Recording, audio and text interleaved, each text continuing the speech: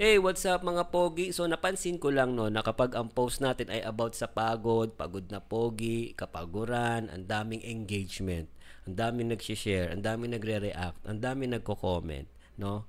It would seems like first quarter pa lang ng taon, ang dami ng lalaking pagod, dami ng mga reklamo about sa trabaho, di ba? Okay. But kapag napapagod tayo, let me encourage you. Pag napapagod tayo, balikan natin yung dahilan kung bakit natin siya ginagawa. Ano ba yung pangarap mo na alam mo in the first place na yung ginagawa mo ngayon ay malaking ambag yan para sa pangarap na yon, di ba? Para kanino mo ginagawa yan?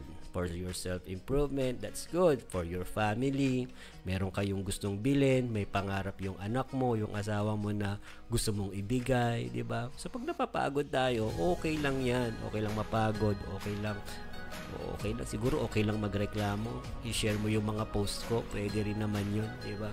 Pero syempre, lagi mong tatandaan yung dahilan kung bakit mo siya ginagawa para hindi ka huminto. Okay? So yun lang po, stay pogi and God bless.